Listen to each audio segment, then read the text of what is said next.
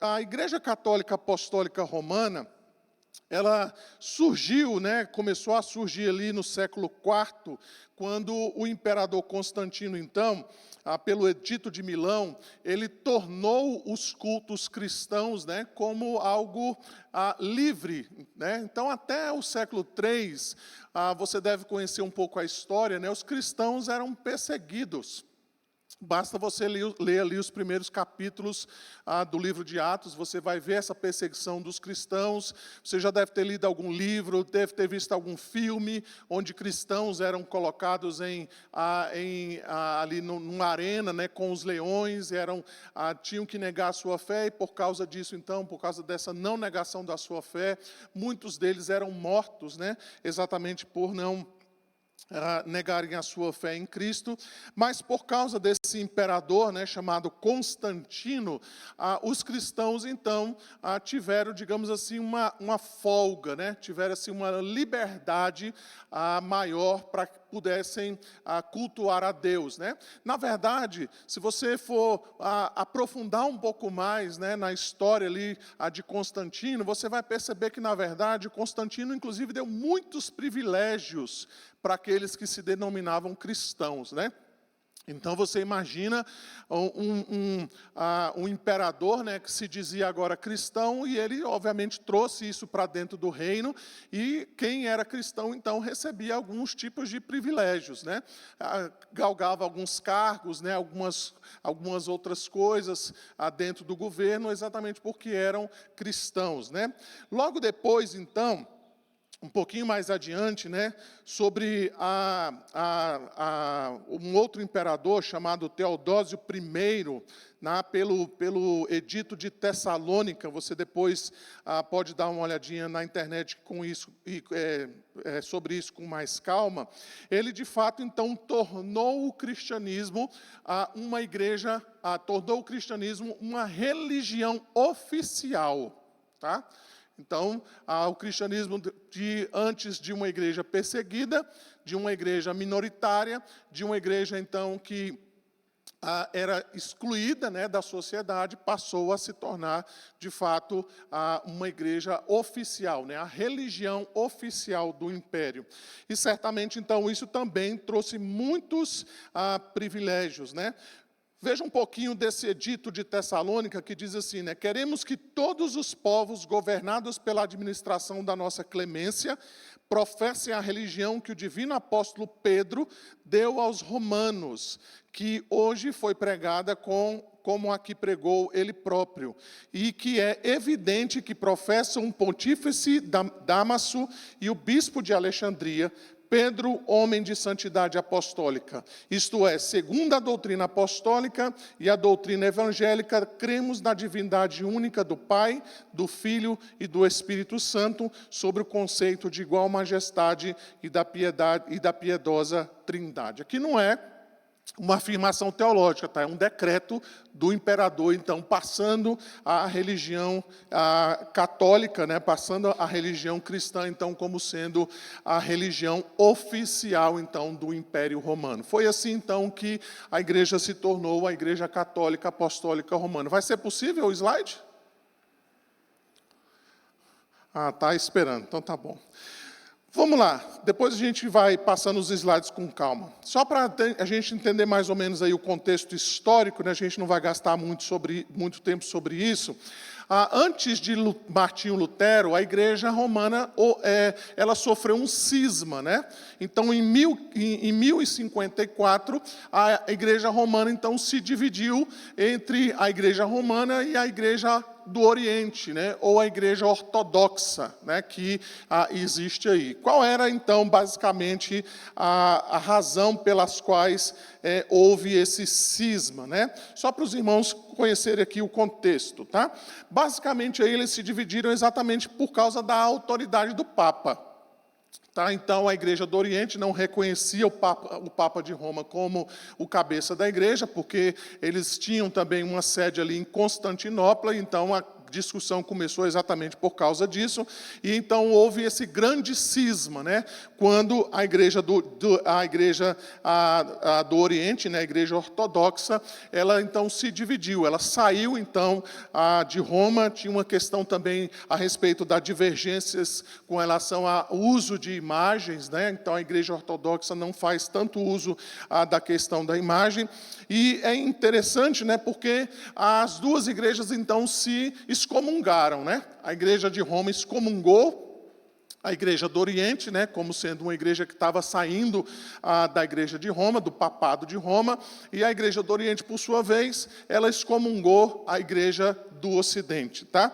Depois, então, essa excomunhão ela foi suspensa em 1965, né? Então eles tiraram essa excomunhão um do outro, mas a igreja não voltou a ser uma só. Tá? Existe hoje a igreja ortodoxa e tem a igreja católica apostólica romana do lado de cá do Ocidente. Tá?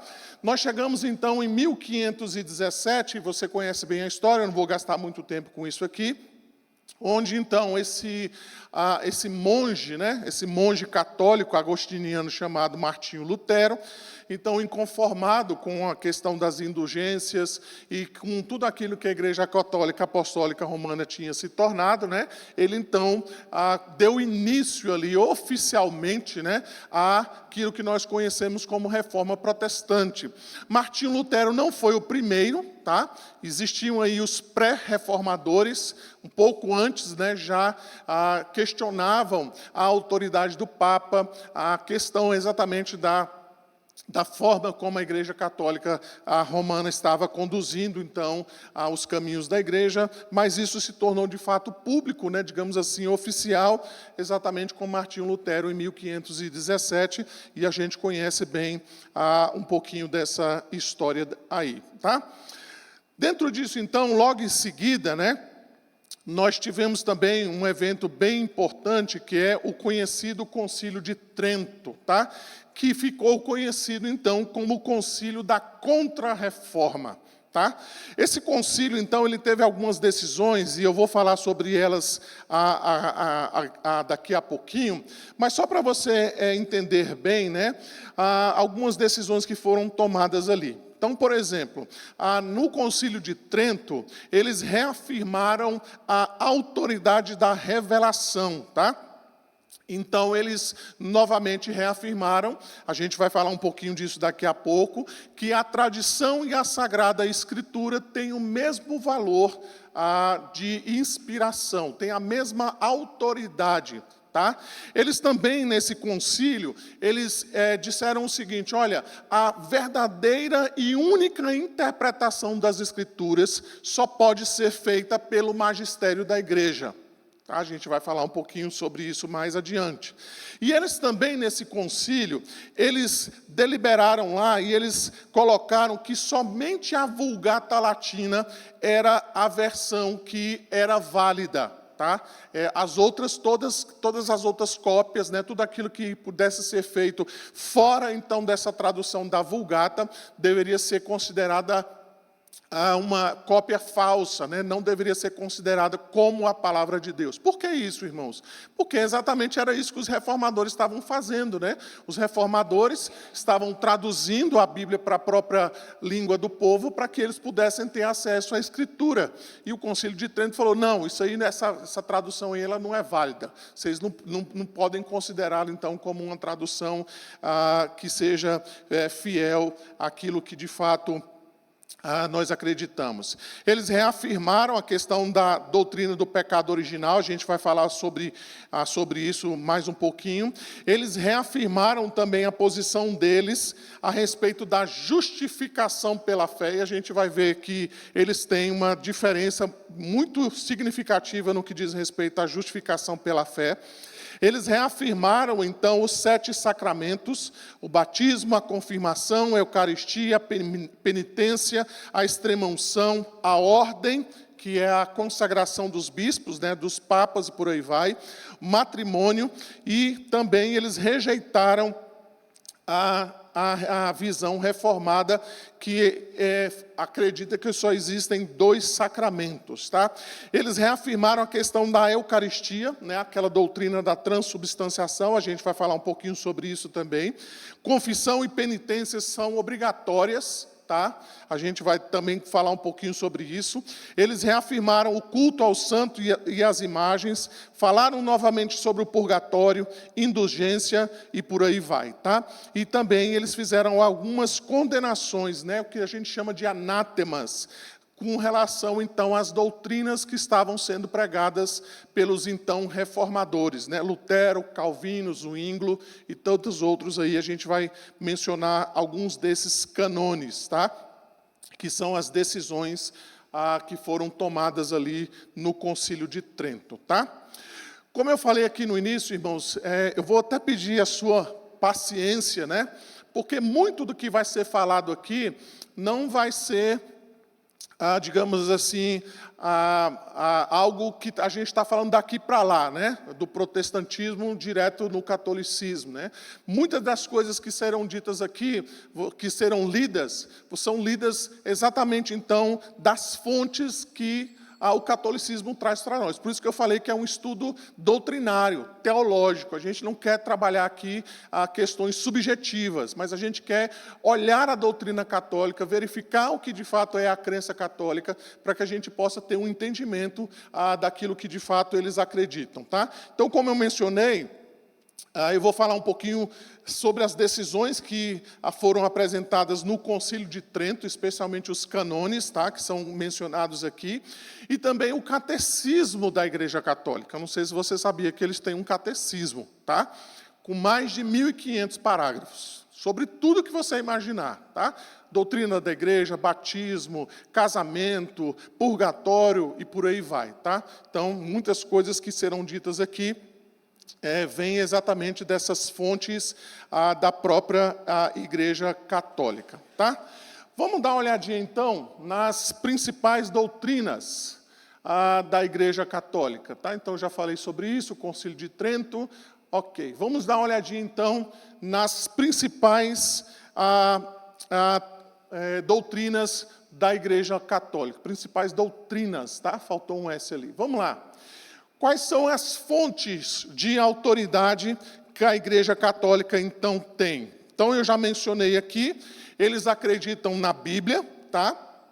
Embora a Bíblia deles tenha 7 livros a mais, tá? Então, eles acreditam também como fonte de autoridade o magistério e também as tradições, tá?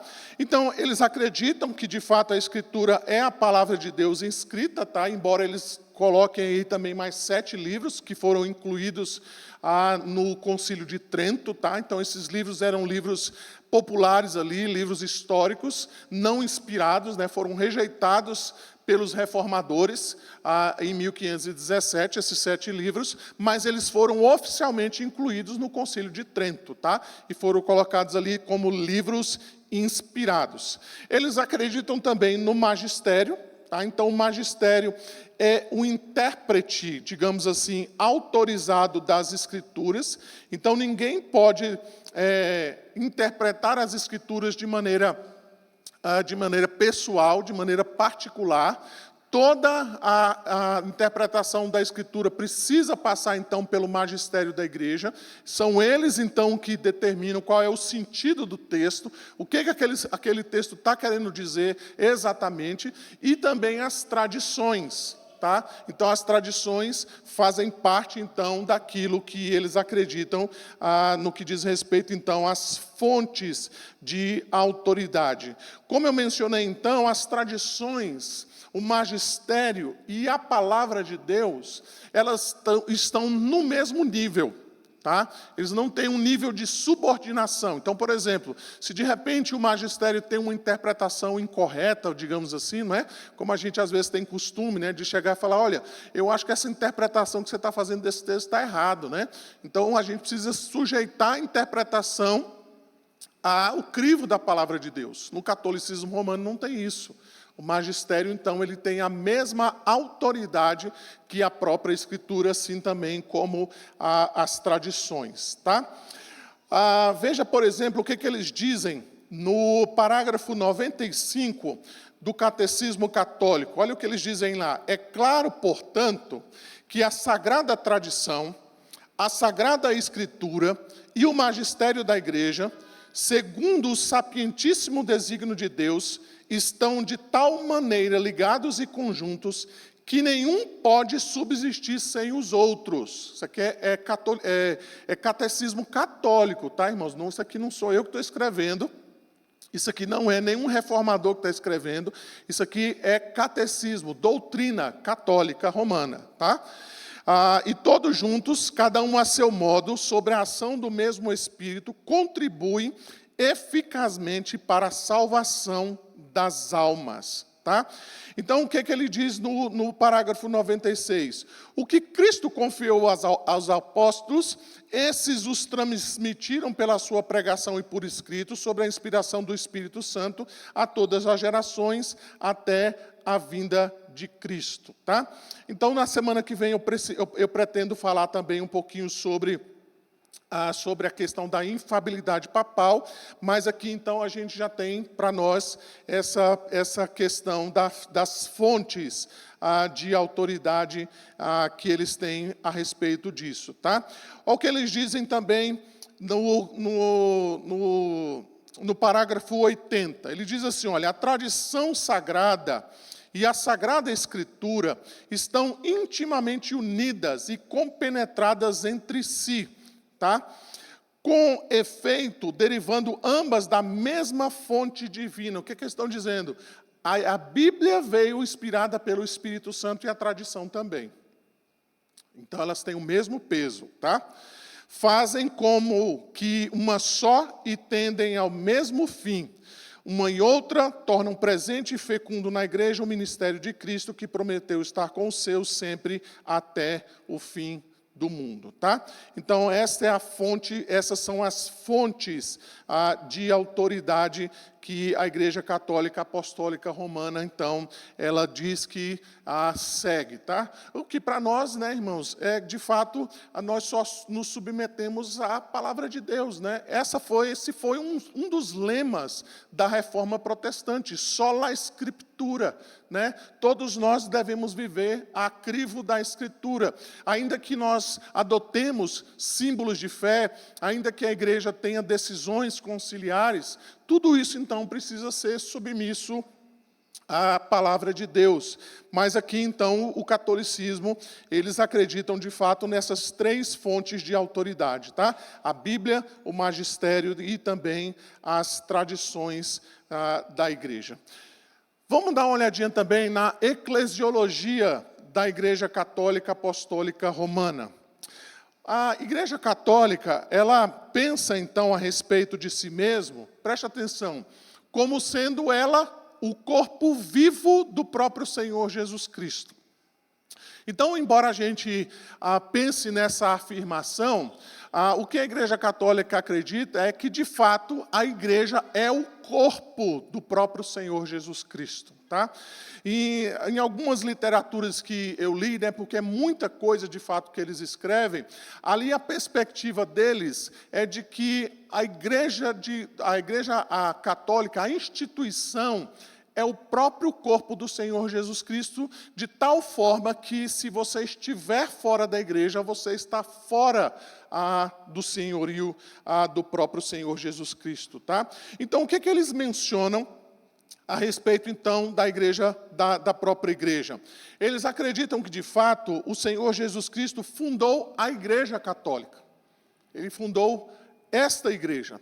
E que é esta igreja, então, a igreja verdadeira. Todas as outras, então, tudo aquilo que saiu do catolicismo romano, na verdade, são falsas igrejas, né? São igrejas, então, que deixaram a verdadeira igreja.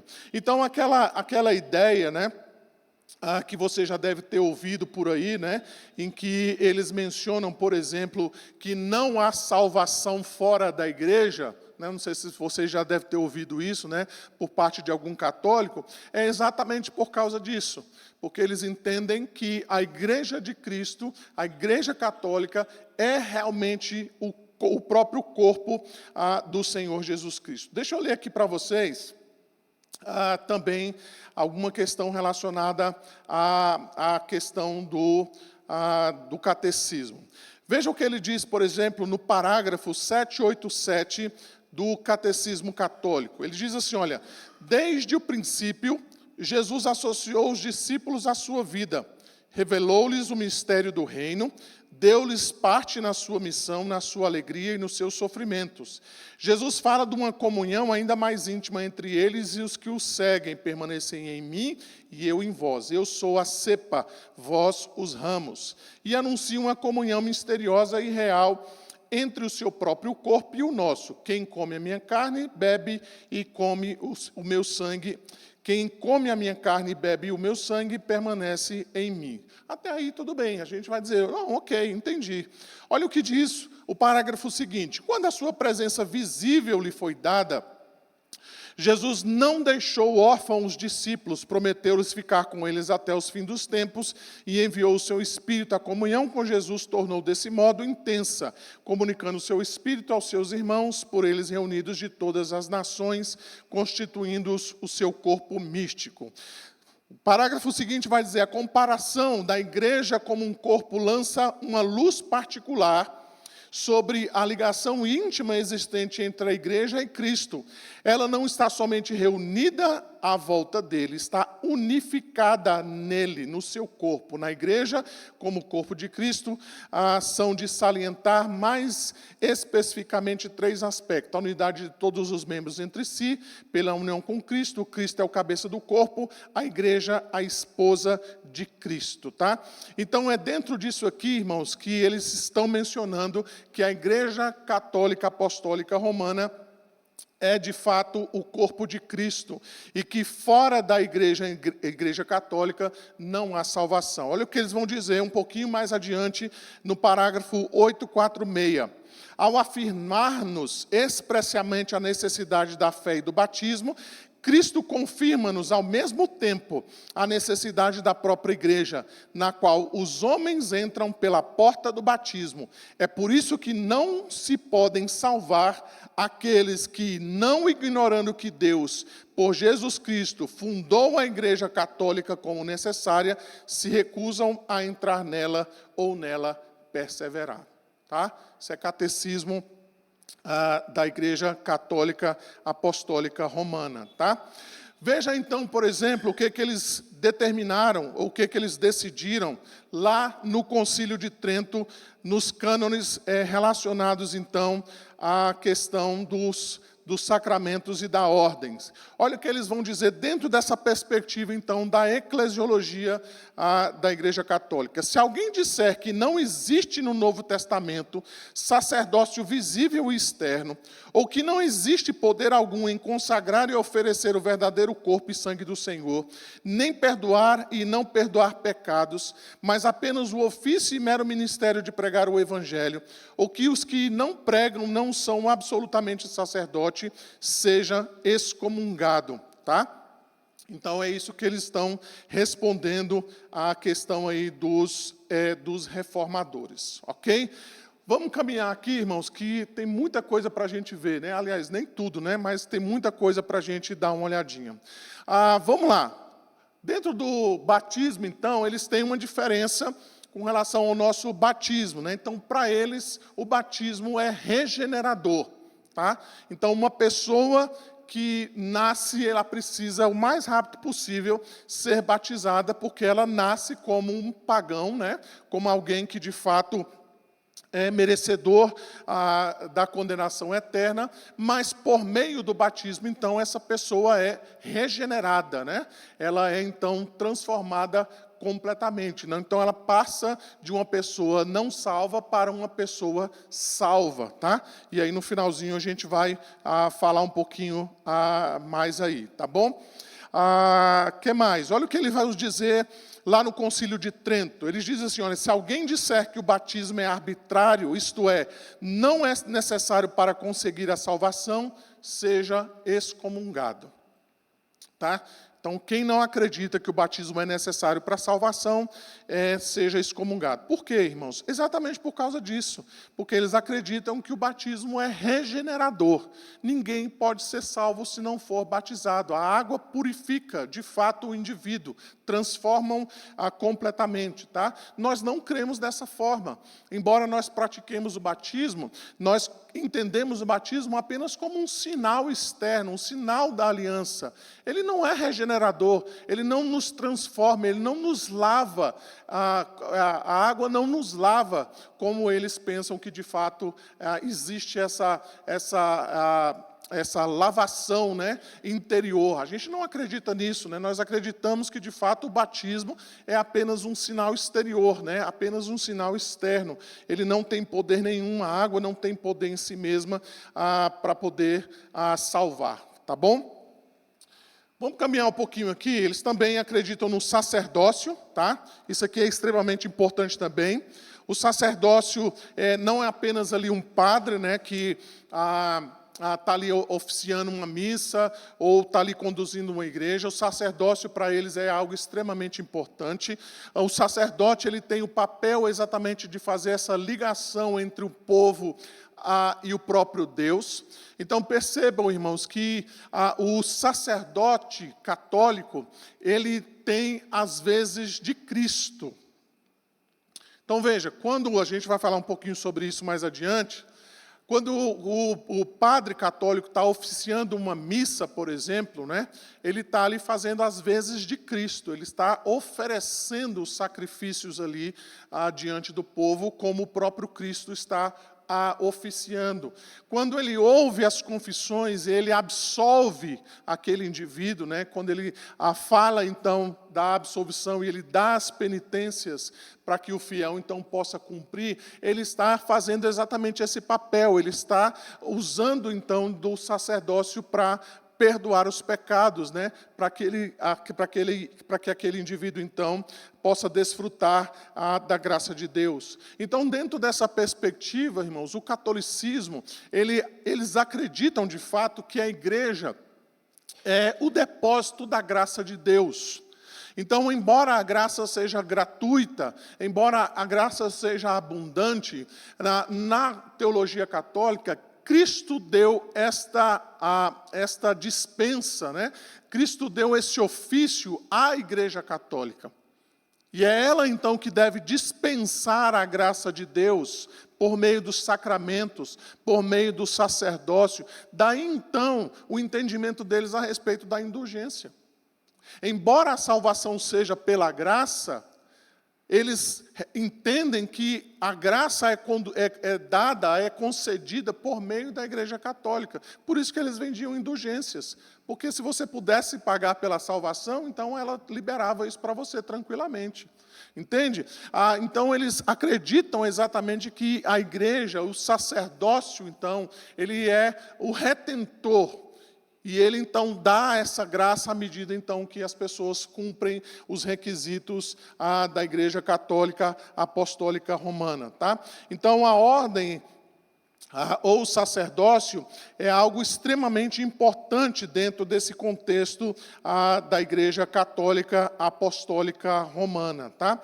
Nós entendemos de maneira diferente, irmãos. Nós entendemos que, por meio de Cristo, nós não temos nenhum sacerdote humano.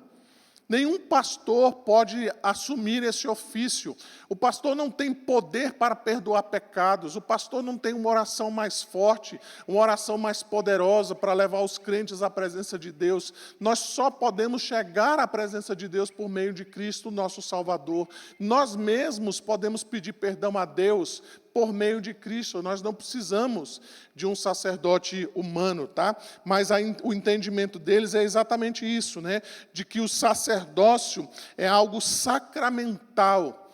O fiel, então, precisa do sacerdote para que ele possa se chegar diante de Deus. Ele precisa, então, dos sacramentos que são oferecidos por meio do sacerdote para que ele possa, então, estar na presença do nosso Deus. Além disso, então, vale a pena a gente mencionar aqui rapidamente que a Igreja Católica, então, ela tem, de fato, uma adoração especial a Maria.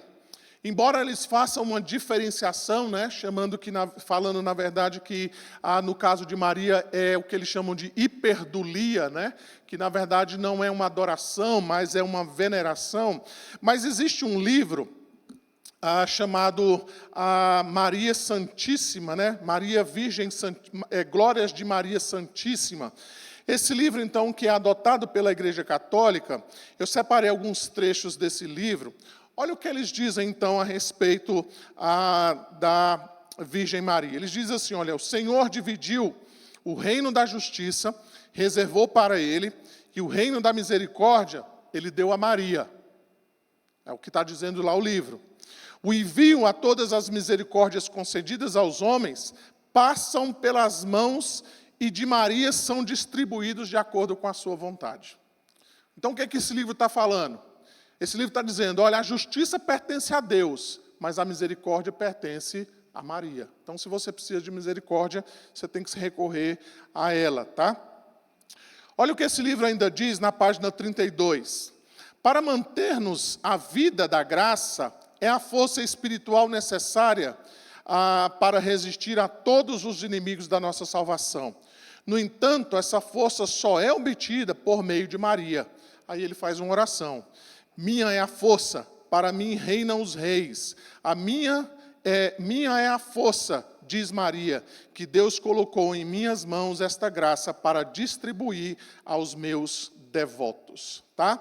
Ela é chamada de Mãe da Santa Esperança, ela é chamada, em alguns pontos aqui, também de graciosa Mãe. Olha o que diz aqui, segundo a ordem ordinária estabelecida por Deus, ninguém recebe graça alguma, senão por meio de Maria. Tá?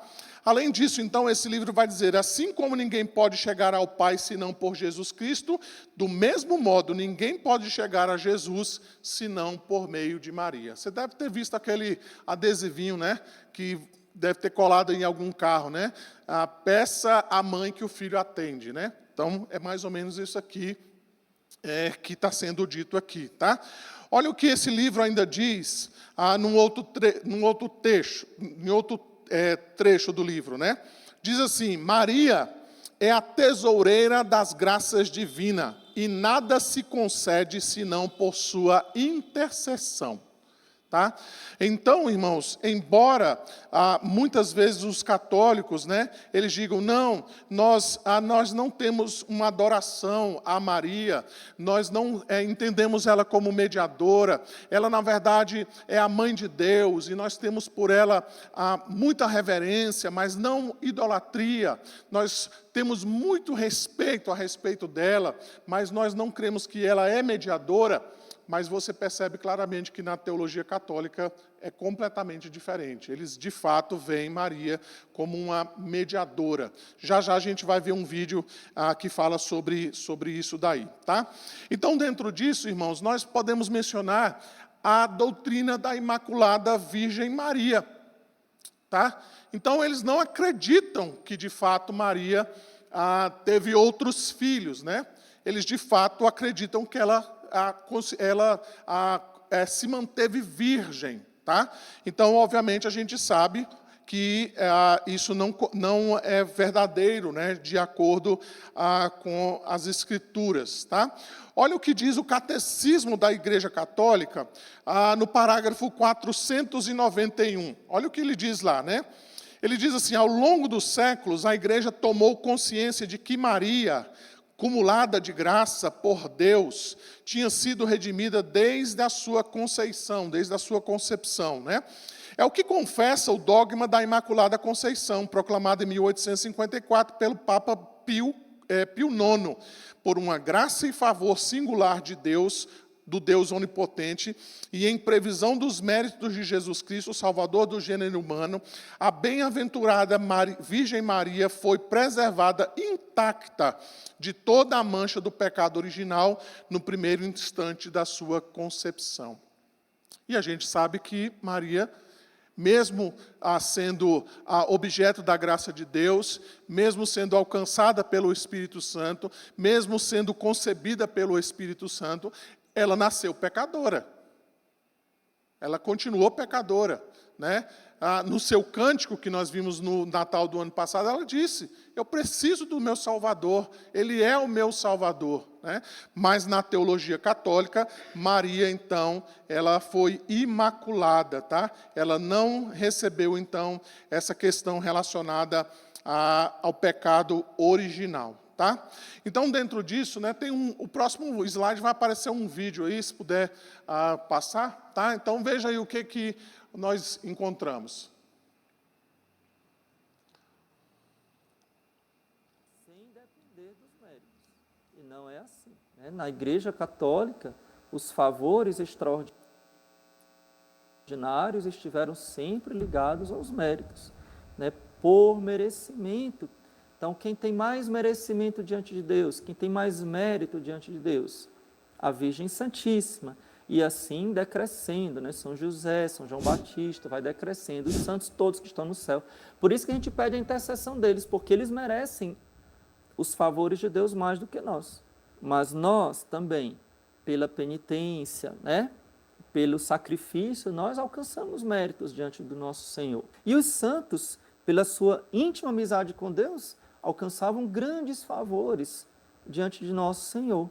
Eram os méritos deles que brilhavam, a glória de Deus brilhava nos seus santos, né? Brilhava e brilha nos seus santos, né? Irmãos, esse vídeo está na internet, tá? Então, depois, o intuito aqui não é expor o padre, né? Mas é ver a teologia que está sendo colocada, tá? Então, veja que a doutrina, ela é proclamada dessa maneira, tá? Embora a gente tenha... Pode deixar desligado, acho que é melhor, Yuri. Então, embora a gente tenha, muitas vezes, essa negativa, né, de que não existe intercessão pelos santos, que não existe, então, adoração dos santos, aqui, claramente, a gente percebe que há, de fato, essa perspectiva, até mesmo no catolicismo popular, né? Em que os santos, de fato, eles ajudam na intercessão, eles têm mais méritos diante de Deus, e assim eles podem ajudar os cristãos mais fracos, né? Aqueles cristãos, então, que de repente nem têm a certeza da sua salvação, eles podem, então, recorrer a esses santos, tá? Uma outra doutrina também bem conhecida, tá? É a doutrina do purgatório, que também foi reafirmada no Concílio de Trento, conforme eu mencionei. Tá? Veja, então, o que diz o Catecismo Católico, lá no artigo 1030 e também 1031, tá? Eles dizem o seguinte lá, né? Os que morrem na graça e na amizade de Deus, mas não tendo de todo purificados, embora seguros da sua salvação eterna, sofrem depois da morte uma purificação. Esse é o sentido da palavra purgatório, né? Purgar, é limpar, é purificar, tá? A fim de obterem a santidade necessária para entrar na alegria do céu. Olha o que diz o artigo 1031. A igreja chama purgatório a esta purificação final dos eleitos, que é absolutamente distinta do castigo dos condenados. A igreja formulou a doutrina da fé relativamente ao purgatório, sobretudo nos concílios de Florença e de Trento. A tradição da igreja, referindo-se a certos textos da Escritura, falam de um fogo purificador. Tá? E aí, então, eles citam, né, 1 Coríntios capítulo 3, e eles citam também a Jesus, lá em Lucas capítulo 12, a 1 Coríntios capítulo 3, quando o apóstolo Paulo, então, diz o seguinte, né, ele diz lá que as nossas obras serão purificadas pelo fogo, né, elas serão provadas pelo fogo. Então, eles aludem, então, essa purificação ao purgatório, dizendo que, embora essas pessoas sejam salvas, né, as suas obras precisam ser purificadas. Mas o que a gente entende nesse texto de 1 Coríntios, né, capítulo 3, é que, de fato, as nossas obras serão provadas, né? Mas não diz respeito a um purgatório, diz respeito àquilo que nós vamos receber de galardão, né? Cada um de nós, então, teremos as nossas obras purificadas por Deus nesse sentido, né? De que, então, está sendo mencionado aqui. E Lucas capítulo 12, eles estão mencionando exatamente o fato, né, de que só existe um pecado, né, que não é perdoado, é a blasfêmia contra o Espírito Santo, né? E aí os outros pecados, então, precisam ser provados também, Jesus vai dizer lá, né? Então, eles aludem o purgatório a esses textos, né? E veja aqui também que a própria doutrina que eles estabeleceram diz a respeito disso. Como eu mencionei, eles reafirmaram essa doutrina lá no Concílio de Trento.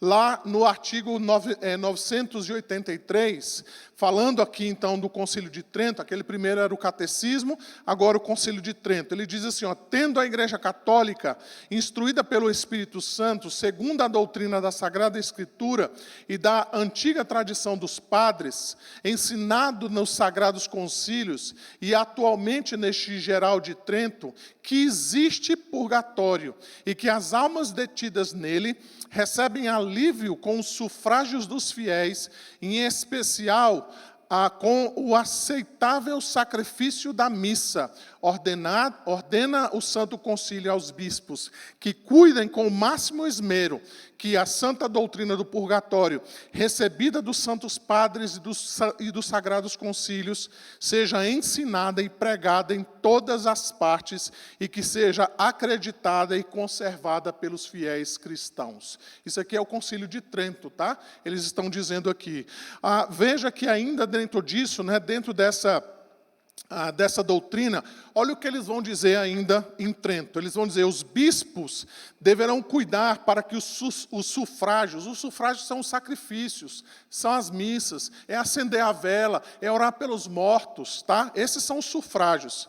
A saber, os sacrifícios das missas, as orações, as esmolas e outras obras de piedade que costumam fazer pelos defuntos, sejam executadas piedosa e devotamente segundo o estabelecido pela Igreja, e que seja satisfeita com esmero e exatidão tudo quanto deve ser feito pelos defuntos, segundo exijam as fundações dos entendidos e outras razões, não superficialmente, mas sim por sacerdotes e ministros da Igreja e outros que têm esta obrigação. O que eles estão dizendo aqui? Eles estão dizendo que para você tirar uma pessoa do purgatório, um indivíduo que já morreu, você deve frequentar a missa, você deve orar pelos mortos, você deve dar esmolas, ou talvez se o padre dizer, olha, para que você tire esse indivíduo então do purgatório, você deve fazer obras de caridade. Então, um vivo fazendo obras de caridade, fazendo missa e orando para que defuntos saiam do purgatório. Então, é isso que a doutrina do purgatório menciona aqui. O purgatório não é para tirar pessoas já condenadas, tá? São aqueles fiéis que, por algum motivo, morreram na graça, mas eles, por algum deslize no final da vida deles, algum desvio, então, da vida deles, eles, por algum motivo, então, morreram, e aí eles não vão direto para o céu, né? Quem vai direto para o céu é só os santos, irmãos, só alguém realmente que viveu uma vida íntegra diante de Deus. A todos eles passam, a maioria deles passam, então, pelo purgatório, tá? Tem até, inclusive, um vídeo de um outro padre que eu assisti, né? Ele diz que a grande maioria dos cristãos vão para o purgatório, porque nenhum deles é digno, efetivamente, de passar diretamente, né, pelo purgatório, ir direto para o céu, mas passam por lá e precisam, então, purgar os pecados finais, né, para limpar de uma vez por todas e assim, então, ingressar no reino dos céus, ok? Diante disso, então, nós vamos caminhar rapidamente aqui. A gente entra também na questão da missa, tá? Então, vejam, irmãos, eu não sei se você já sabia disso, mas a missa, dentro da perspectiva católica, ela é um ato propiciatório. Ela é um ato sacrificial de Cristo. Todas as vezes, então, que acontece uma missa, é como se Cristo estivesse novamente sendo sacrificado pelos nossos pecados. Daí, então, a ideia da doutrina da transubstanciação, ou seja, o corpo de Cristo está ali presente na hóstia, o sangue de Cristo está ali, diante dos olhos, né? No cálice. Então, é o próprio Cristo em carne e osso, vamos dizer assim, que está sendo oferecido na missa, tá? Veja então o que diz a doutrina católica, não sou eu que estou dizendo. No artigo 940 do Catecismo Católico, diz assim: e como este divino sacrifício que se realiza na missa se encerra e é sacrificado incruentemente aquele mesmo Cristo que uma vez cruelmente no altar da cruz se ofereceu a si mesmo. Então o que é que o catecismo está dizendo? Cristo foi oferecido uma vez de maneira cruel no sacrifício da cruz. Agora na missa ele é oferecido novamente, mas não de maneira cruel, porque ele não está lá para receber as chicotadas, ele não está lá para receber a crucificação, mas ele está sendo oferecido novamente, mas não de maneira cruel. Ensina o Santo Concílio que este sacrifício é verdadeiramente propiciatório, e que, como se coração sincero e fé verdadeira, com temor e reverência, contritos e penitentes nos achegamos a Deus, conseguimos misericórdia e achamos graça no auxílio oportuno. É o que diz o concílio, eu mencionei que é catecismo, né, mas é o concílio de Trento, lá que aconteceu, que aconteceu no concílio de Trento. Tá? Além disso, então, Trento, dentro dessa perspectiva da missa, ele deliberou alguns cânones. Tá? O que é o cânone? São as decisões sagradas. Daí que vem a palavra cânon, né? Que a gente entende como sendo inspirado. Olha o que eles dizem a respeito, então, da missa. Eles dizem o seguinte: olha, se alguém disser que na missa não se oferece a Deus verdadeiro e o próprio sacrifício, ou que oferece-se Cristo não é mais que dar-nos um alimento, seja excomungado. Isso aqui é uma resposta ao conceito de Calvino e também de Zwinglio. O que ele está dizendo é: se alguém disser que na ceia ou na Eucaristia, né, na missa, o que é oferecido é apenas um pedaço de pão e um pouco de vinho ou de suco de uva, essa pessoa então seja excomungada, seja considerada anátema, maldita. Porque que de fato está sendo considerado ali, o que está sendo oferecido na missa, é o próprio sangue de Cristo e é o próprio corpo de Cristo ali, sendo oferecido de maneira não cruenta. Tá? Olha o que ele diz no artigo 950 do cânone 3. Se alguém disser que o sacrifício da missa é somente de louvor e ação de graças, ou mera comemoração do sacrifício consumado na cruz, mas que não é propiciatório. O que é propiciatório, irmãos? É novamente Cristo sendo oferecido. É novamente, então, você fazendo algo para que Deus possa ser propício a você. Ou que só se aproveita ao que comunga, e que não se deve oferecer pelos vivos e pelos defuntos, pelos pecados, penas, satisfações ou outras necessidades, seja excomungado, ou seja, considerado anátema. Então, o que eles estão dizendo aqui? Que a missa também pode ser oferecida aos defuntos. Ela pode tirar do purgatório os defuntos. Ela pode arrancar aqueles, então, que precisam seguir no seu caminho até a glória eterna. Tá?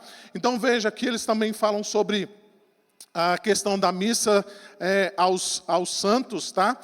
No artigo 941, eles vão dizer o seguinte: olha, ainda que a igreja costume celebrar às vezes algumas missas em honra e memória dos santos, contudo não diz que se lhe oferecem sacrifícios, mas unicamente a Deus que os coroou. Por isso que o sacerdote não costuma dizer: ofereço-vos este sacrifício, São Pedro ou São Paulo, mas dando graças a Deus pelas vitórias dos santos, implora o patrocínio deles para que se dignem interceder por nós nos céus, aqueles cuja memória celebramos na terra. Então ele está dizendo que a missa também serve para que nós possamos pedir ajuda aos santos que Deus designou, então, como pessoas que estão em melhores condições, vamos dizer assim, do que nós, e eles podem, então, interceder em nosso favor. Tá? Rapidinho aqui, irmãos, senão a gente não ganha tempo, só para eu mencionar aqui o que o Catecismo Católico fala sobre a Eucaristia, né? Que é o pão e o cálice, né, a hóstia que é distribuída então na missa. Ele diz no artigo 1367, o sacrifício de Cristo e o sacrifício da Eucaristia são um único sacrifício. Tá? E uma só e mesma vítima, e aquele que agora se oferece pelo ministério do sacerdote é o mesmo que se ofereceu a si mesmo na cruz. Ele está dizendo, Cristo e a Eucaristia é a mesma coisa. Cristo se ofereceu na cruz e agora o sacerdote oferece a Eucaristia. O corpo vivo, o sangue de Cristo que está sendo oferecido ali. E porque neste divino sacrifício que se realiza na missa, aquele mesmo Cristo, que a si mesmo se ofereceu outrora de modo cruento sobre o altar na cruz, agora está contido e é imolado de modo incruento. Este sacrifício é verdadeiramente propiciatório. Tá? O sacrifício eucarístico, artigo 1371. O sacrifício eucarístico é também oferecido pelos fiéis defuntos, que morreram em Cristo e não estão ainda purificados, para que possam entrar na luz e na paz de Cristo. Enterrai este corpo, não importa onde, não vos dê isto qualquer cuidado. Tudo o que vos peço é que vos lembreis de mim diante do altar do Senhor, onde quer que estejais. Tá? É isso também que eles mencionam a respeito da missa e também da Eucaristia. Um outro ponto importante também é nós mencionarmos o que eles dizem a respeito, então, da justificação pela fé. Eu vou deixar passar aí um vídeo para que os irmãos, então, possam ouvir e depois eu comento.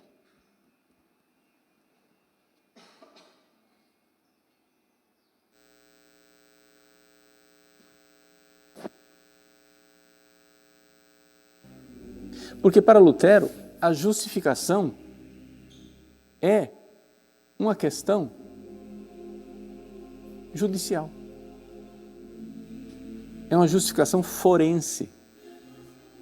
Ou seja, você é pecador, desordenado, safado, sem vergonha, e então o Cristo escreve, digamos assim, uma quitação, você não me deve mais nada, você pode entrar no céu, quando você acredita nisso, está salvo. Mas eu continuo pecador, eu continuo sem vergonha, eu continuo aprontando, eu continuo egoísta, não tem problema. Na cruz, Cristo pegou a sua dívida, pregou na cruz, essa linguagem é a analogia de São Paulo, né? Pregou na cruz e está perdoado, de boa. Mas onde é que está o problema de Lutero? O problema de Lutero é que para ele isso é simplesmente uma coisa judicial, é uma ficção jurídica. Você de fato não está salvo, não houve nenhuma modificação em você. Você continua sendo o velho sem vergonha de sempre, só que você bonzinho com você, faz de conta que está quitada a dívida. E aí está resolvida a história. Então é claro que com este conceito de justificação, eu quero que vocês entendam isso agora, reflitam sobre isso, é aqui que está a coisa. Com tal conceito de justificação, é claro que não tem sentido celebrar missa. Então veja, irmãos, foi exatamente esse ponto, né? E às vezes a gente imagina que a reforma protestante ela aconteceu pelo sola scriptura, mas na verdade a reforma protestante começou pelo sola fides, né? A justificação pela fé. Essa era a inquietação de Lutero, como é que o homem pode ser justificado diante de Deus. Então, aqui para a teologia católica, a justificação da fé funciona mais ou menos assim. Deus justifica, mas você precisa dar continuidade a essa justificação. Daí, então, entra as questões relacionadas à missa, que eu acabei de mencionar. Daí surge a questão da confissão, das penitências, das boas obras. Tudo isso, então, se não for feita de acordo com aquilo que é instruído dentro da fé católica, você não é, de fato, uma pessoa salva. O que é diferente para nós? O que os reformadores e o que nós, então, entendemos da justificação pela fé? Nós entendemos exatamente aquilo que ele menciona no início. A justificação pela fé é um ato judicial de Deus. Deus, então, por meio de Cristo, nos declara justos diante dele. Embora nós precisemos fazer boas obras, embora o resultado da nossa justificação nos leve a uma vida de santificação, uma vida de transformação, não são essas coisas que de fato nos salvam, mas o que nos salva é única e exclusivamente, então, o sacrifício de Cristo. Então, para a fé católica, a justificação, ela precisa ser continuada. Ela não é um ato judicial, ela é um processo. Então, alguém se converte, vamos dizer assim, né? Mas ela precisa, então, dar prosseguimento. Ela precisa, então, frequentar as missas. Ela precisa, então, fazer todas as ordens para que ela possa, então, de fato, ser justificada diante de Deus. Daí vocês entendem a necessidade, então, da pessoa frequentar a missa. Se a pessoa não frequenta a missa, ela não pode, de fato, comprovar ou ela não pode confirmar a sua justificação. Então, notem, irmãos, que na fé católica, a salvação sempre é um enigma. Ela nunca é uma certeza. Ninguém pode dizer que, de fato, está salvo. Porque tudo vai depender se você cumprir os requisitos necessários para que você, então, possa chegar-se diante de Deus. Nunca é, de fato, uma obra completa feita por Cristo. Embora Cristo tenha morrido na cruz, você precisa, de alguma maneira, fazer a sua parte para que você, então, tenha a sua salvação garantida. Tá? Então, partindo aqui para o final, irmãos, vamos dar uma olhadinha aqui Agora parou de passar, Alberto. Parou de novo. Aí. Vamos dar só uma olhadinha aqui, depois eu vou falar sobre isso na semana que vem, só para a gente fazer aqui um resumo histórico, tá? A respeito, então, dos católicos e protestantes, tá? Então, qual é a posição, então, da Igreja Católica com relação a Lutero, tá? Ele foi excomungado, a gente sabe disso, né? Os reformadores também foram excomungados. Existe uma questão, os protestantes hoje são excomungados? Historicamente não, tá? Eu estou só tentando aqui fazer uma questão relacionada à história, tá? Os protestantes, eles estão em plena comunhão com a Igreja? A resposta do católico é não. Tá? Por quê? Porque os protestantes, né, esse movimento chamado protestantismo, saiu da igreja verdadeira. Tá? Saiu, então, deixou a igreja verdadeira. Tá? Os protestantes, segundo eles podem ser salvos? Depende, talvez. Tá? Por quê? Porque, segundo a fé católica, o protestantismo, a igreja protestante, ela não tem todos os itens necessários da igreja verdadeira. Ela não tem, por exemplo, todos os sacramentos. Ela não tem a Eucaristia. Tá? Ela não tem o papado. Tá? Então, tudo isso faz com que a igreja protestante esteja do lado de fora, tá? Daquilo que é chamado da salvação. Tá? E os anátemas doutrinários, eles permanecem? Historicamente não. Tá? Eles não são colocados hoje. Tá? É mais uma questão aí histórica.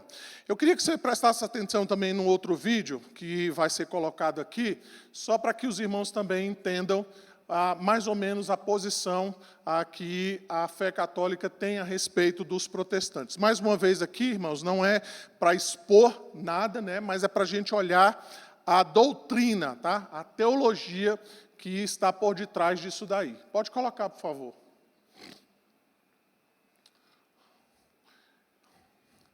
Ô padre, eu sou evangélico. Esses dias mesmo, acho que foi hoje, uma pessoa me perguntou na internet: ô padre, eu sou evangélica, eu estou errada? Eu disse: tá, claro que tá.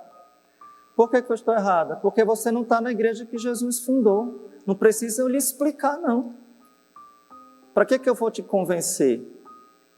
Jesus fundou uma igreja, e essa igreja não é a sua. Quem foi que fundou a sua igreja? Foi um pastor. Então, como é que eu vou dizer que uma igreja fundada pelos homens é a certa? É errada. E você corre o risco de ir para o inferno. Cuidado. Ninguém mais tem coragem de falar isso, né? Mas a gente tem que ter coragem de falar a verdade para as pessoas. tem que ter coragem de dizer, meu filho, você está no caminho errado. É perigoso estar no caminho errado. Eu posso me perder estando no caminho errado. Né? Eu posso me enganar. Veja, nas seitas protestantes não tem a verdade completa do Evangelho.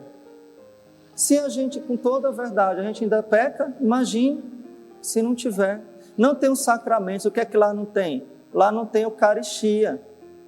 E se não tem Eucaristia, não tem Jesus, porque Jesus é Eucaristia, Jesus está aqui no sacrário. Lá não tem. Lá não tem a confissão, lá não tem nada. Né? Só tem a Bíblia. Mas mesmo assim, a Bíblia que eles têm ainda não é a Bíblia verdadeira. Vamos falar as coisas como elas são. Por quê? Porque na Bíblia deles está faltando 7 livros que Lutero teve a brilhante ideia de jogar fora. Quem é ele para jogar fora 7 livros da Bíblia? A palavra de Deus diz que se alguém mudasse, nem que seja um traço da Bíblia, seria excomungado. Lutero não tirou uma palavra, nem uma letra, tirou foi 7 livros. Ainda assim, os que restaram, eles interpretam da cabeça deles. Eles não têm quem interprete corretamente a palavra de Deus. Então, veja, como eles têm pouco, a única coisa que eles têm é a Bíblia, que seria muito se eles tivessem a interpretação correta, mas nem isso eles têm. É a mesma coisa de eu dar para vocês uma farmácia, tá? Vamos dar um exemplo aqui. Eu gosto muito de exemplos. Então, digamos que você está doente. Você está muito doente. E aí eu digo assim, olha, eu vou lhe dar uma farmácia. Está aqui a chave da farmácia, vai lá, toma o que você quiser. Vai ficar boa? O que vai acontecer contigo? Vai morrer, né? Você vai tomar o que é mais colorido, o que é mais gostoso, talvez, né? Você vai tomar aquilo que você acha que é mais gostoso. Aí você está com dor de cabeça, toma um remédio para câncer, aí morre. Entendeu? Então não adianta ter a Bíblia e não saber como usar. É como eu ter a farmácia e não saber qual remédio que eu tenho que tomar. Entendeu?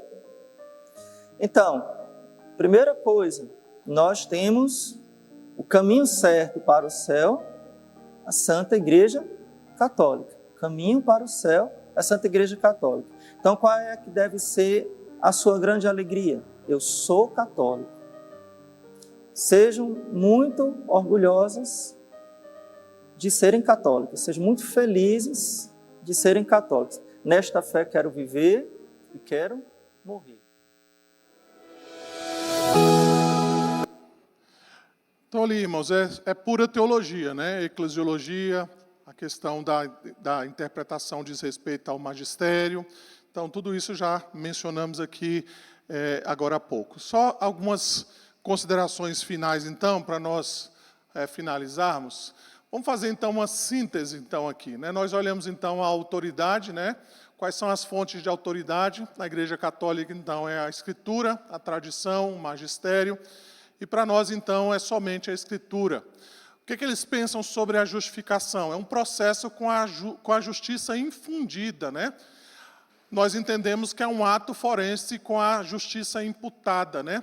Para eles, então, nós somos capacitados a sermos salvos. Para nós, Cristo é quem nos salva, né? Nós somos salvos por causa dele.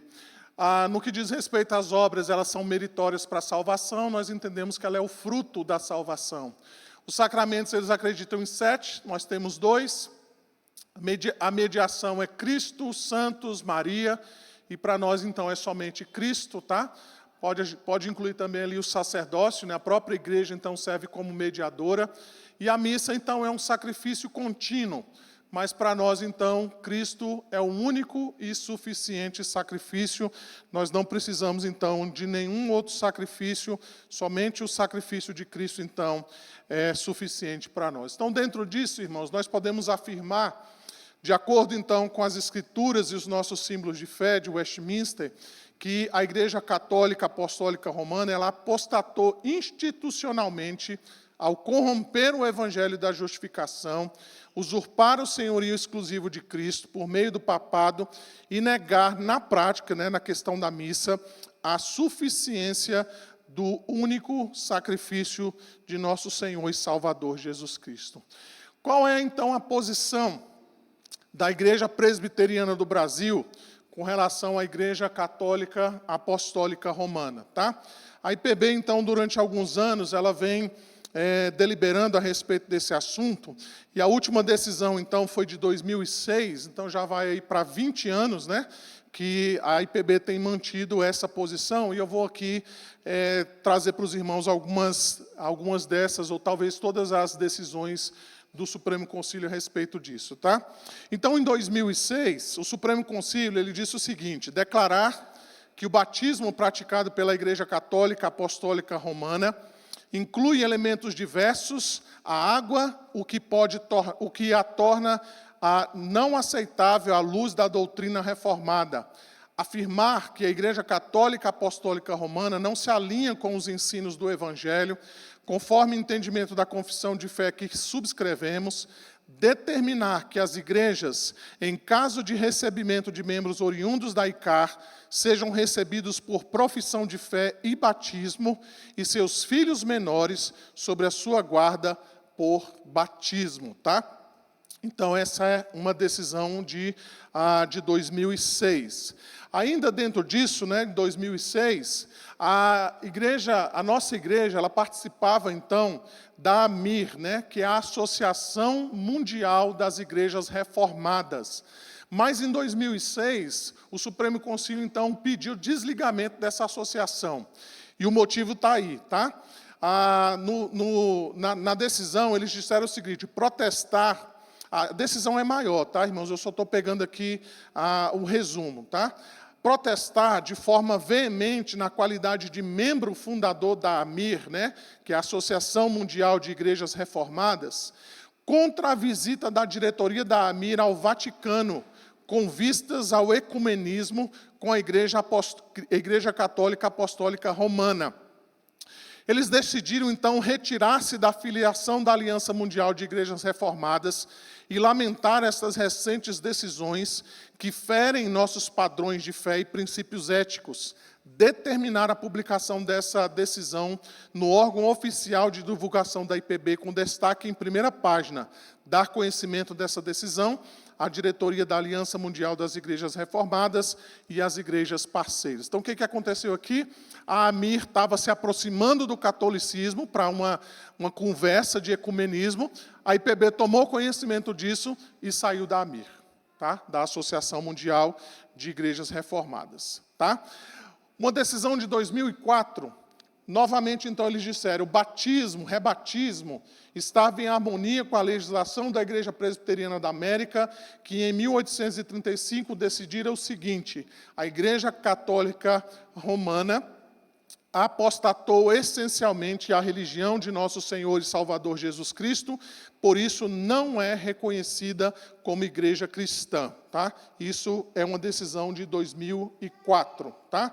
Ainda em 2004, eles disseram o seguinte: em 1845, mediante consulta ao presbitério de Ohio, se o batismo da igreja romana era válido, decidiu: resposta a essa questão envolve princípios vitais para a paz, a pureza e a estabilidade da Igreja de Deus. Após ampla discussão, se entendeu por diversos dias, a Assembleia decidiu, pela quase unanimidade dos votos, eles colocaram aí a quantidade, que o batismo administrado pela Igreja de Roma não é válido. Tá? Por isso, então, o batismo de pessoas que vêm da Igreja Católica Apostólica Romana, se adentrarem à Igreja Presbiteriana, elas precisam, então, passar pela profissão de fé e pelo batismo. Tá? Ainda a decisão de 2004, a Comissão Executiva, ela disse o seguinte: olha, o ensino da Igreja Católica sobre o batismo contraria o ensino bíblico do batismo. A Igreja Cristã se destaca pela pregação e ensino de acordo com a sola Escritura, administra os 2 sacramentos de acordo com os ensinos das Escrituras e disciplina seus membros de acordo com as Escrituras. Tá? São as 3 marcas da igreja que estão sendo citadas aí. A Igreja Católica Apostólica Romana não está sobre a autoridade única das Escrituras.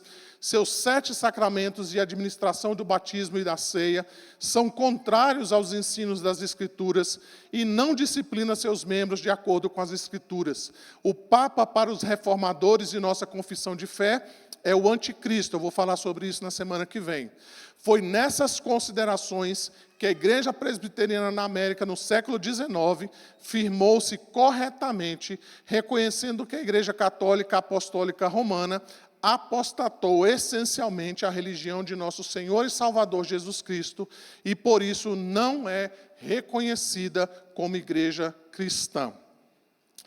Ainda nessa decisão de 2004, a comissão executiva, então, resolve responder ao requerente que a Igreja Presbiteriana do Brasil batiza conversos e menores sobre a sua guarda, que cremos, juntamente com os reformadores e firmados nas conclusões históricas da Igreja, da outra América no século XIX, e em decisão solene em 1990, jamais contestada, que a Igreja Católica Apostólica Romana não é uma igreja cristã.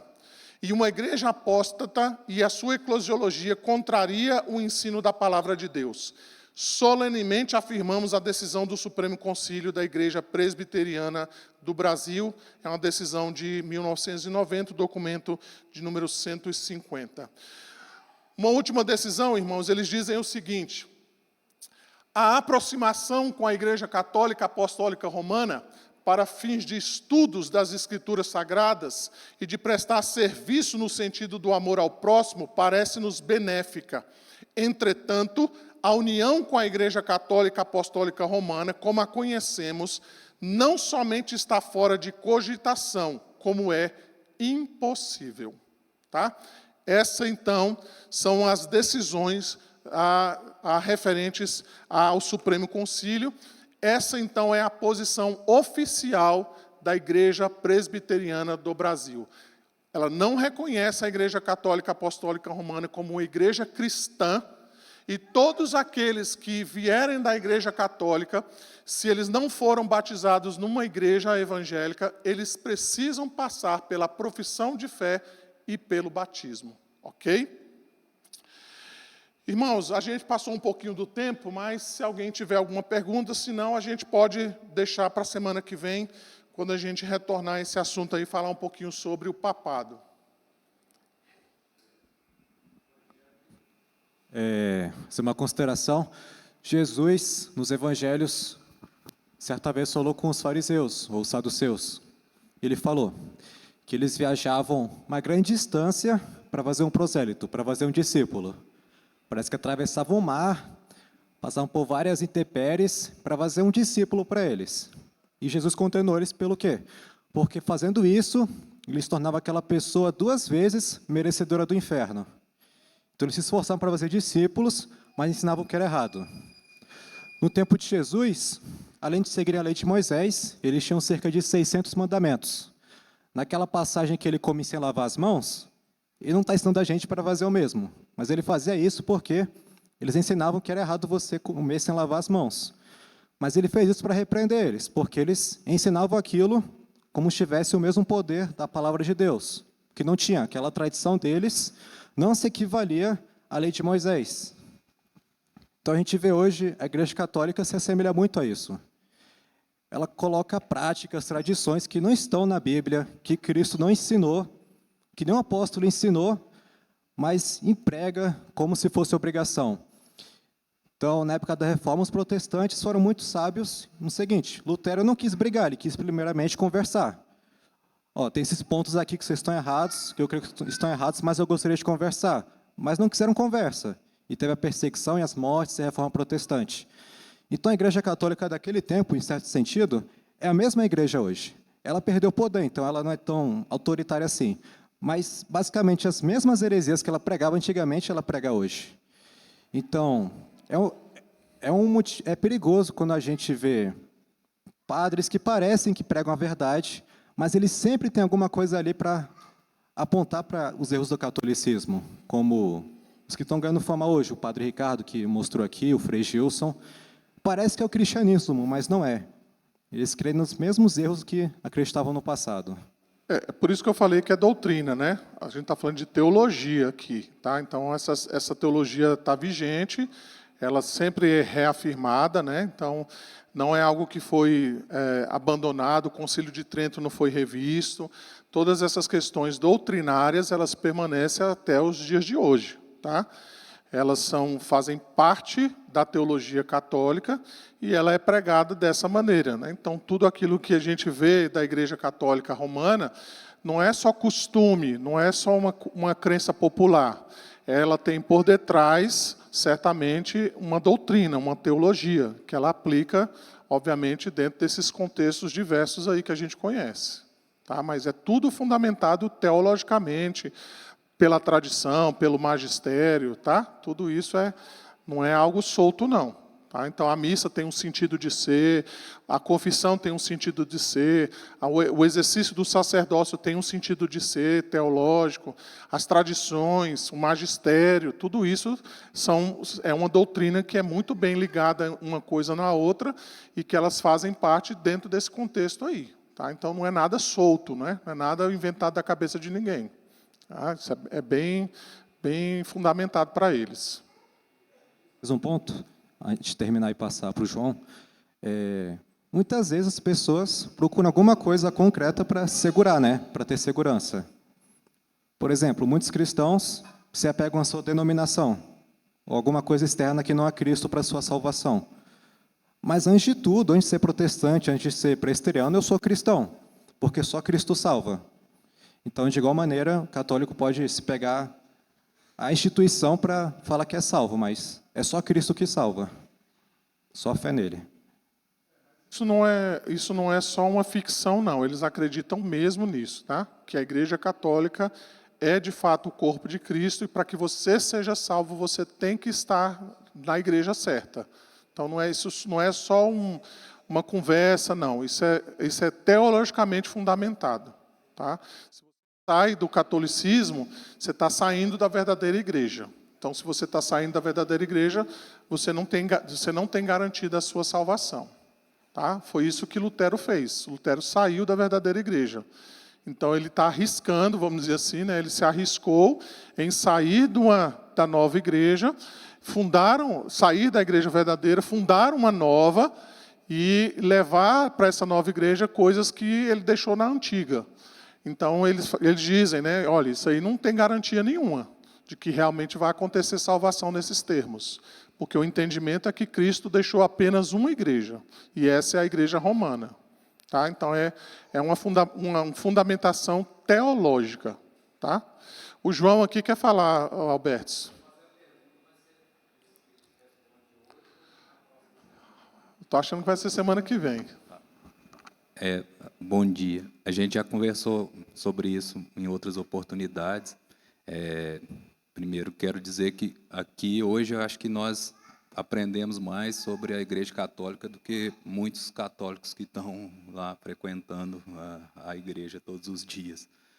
E a minha pergunta não é doutrinária, mas é em relação à prática mesmo, sobre a salvação de uma pessoa que passa toda a sua vida na Igreja Católica, morre nela, mas que nunca teve a oportunidade de ouvir o Evangelho, conforme a gente tem a oportunidade de ouvir aqui. Essa pessoa, no final, ela está salva ou não? O que a gente, à luz das Escrituras, como é que a gente pode explicar isso? E até para a gente que tem, né, parentes que ainda continuam na Igreja Católica e que acreditam, às vezes alguns nem sabem dessas questões que a gente conversou aqui hoje, mas que nunca tiveram oportunidade de ouvir o Evangelho, alguns por muitos anos atrás, por não ter ninguém mesmo para poder falar na cidade, ou hoje mesmo por estar dentro da igreja, mas não não conhecendo tanto, a gente ter esse acesso a essa informação que a gente teve aqui hoje. Aí não sei se é pertinente para hoje ou se fica para domingo que vem. Eu vou pedir para a sua paciência, para a semana que vem eu responder, porque tem uma outra questão que a gente precisa incluir aí, e aí vai demorar um pouquinho aí a nossa resposta. Mas aí semana que vem eu acho que eu consigo terminar mais cedo. Sim, dona Neide Guedes. É uma pergunta pequena. Eu acho que Pergunta pequena, às vezes a resposta é grande. Diga, dona quanto à Neide. última ordem papal, ninguém está dando ouvido, né? Continua do mesmo jeito. O Papa agora é infalível? Ele continua sendo infalível. Não, ele para os católicos, porque ele deu uma ordem sobre Maria, né? Aham. Que não é mais a mediadora. Então, eu vou falar sobre isso semana que vem. A gente vai perceber que existem afirmações do Papa que contraria o outro Papa. Então, o problema do papado é esse. Um Papa fala que é uma coisa, outro Papa fala que é outra. Quem é que está falando a verdade? Se um está dizendo que Maria deve ser venerada, o outro chega e fala, não, não pode ser venerada. Qual Papa que está falando a verdade? Porque a infabilidade papal é uma doutrina da Igreja Católica. Se o Papa estiver falando ex cátedra, né, ou da cadeira, que eles falam, né, então ele está falando da mesma maneira como Pedro falou dos escritos, né, porque o Papa é o sucessor de Pedro. Então, o problema do papado está nisso aí, né? Então, qual é o Papa que está falando a verdade? Um diz uma coisa, outro diz outra. Né? Então, tem essas questões aí. Tá? Rodrigo, só para a gente finalizar. Senão...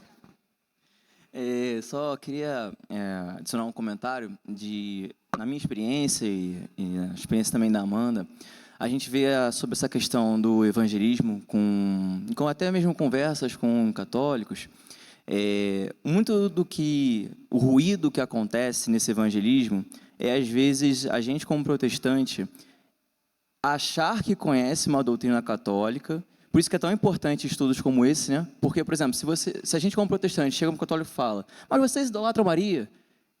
Se a gente falar isso direto, isso gera um incômodo muito grande e isso gera um ruído na comunicação muito forte. Porque o católico vai responder, não, mas eu não idolatro, eu venero. E aí, como a gente protestante vai responder isso? Então é muito importante a gente ter uma honestidade intelectual de entender qual é a doutrina deles, qual é a nossa doutrina. Porque muitas vezes o próprio católico cresceu ali na igreja católica, fez a comunhão, fez crisma. Muitas vezes ele não está aprofundado na sua própria doutrina. Ele mesmo não conhece essa própria doutrina, não sabe o que ele crê. E na minha experiência, muitas vezes é mais proveitoso se o católico te der espaço para você discutir uma teologia ali com ele, isso é muito bom. Mas se ele não tem o próprio conhecimento da sua própria teologia, muitas vezes o que é mais proveitoso no evangelismo com o católico é você mostrar o seu amor por Jesus. Porque isso é um ponto comum que a gente tem com o católico. O católico também vai afirmar que ama a Cristo. Então, se você mostra na sua prática que você ama a Cristo, isso te dá um espaço muito grande para o católico, a ponto dele se perguntar, poxa, como é que ele é protestante, eu discordo dele, mas eu estou vendo que ele ama o Senhor e eu estou concordando com ele, eu sei que ele ama a Cristo. E, então, isso aí gera um ponto que o católico fica em dúvida. Como é que ele pode crer numa igreja diferente? Como é que ele não é de uma igreja que não é salva? E ele ama mais o Senhor do que a mim mesmo, sabe? Ele ama mais a Cristo do que eu amo a Cristo. Então, na minha experiência, quando a gente tem esse testemunho para um católico que não tem um conhecimento da sua própria doutrina tão forte assim, nosso testemunho de amar o Senhor, ele chega até a ser mais eficaz. E a importância de conhecer, que nem nessa aula, a teologia católica, ela é muito um ponto central para a gente também ter uma abordagem com o católico, uma abordagem honesta. Porque se a gente já chega afirmando que conhecemos algo que a gente não realmente de fato conhece, o católico ele acaba se fechando para o nosso testemunho. Irmãos, na semana que vem, então, a gente vai ter a oportunidade de olhar um pouquinho mais, né, especificamente a questão do papado. Tá? Eu espero, com a graça de Deus, a gente tenha um tempo mais reduzido e a gente pode voltar algumas perguntas aí sem problema nenhum, ok?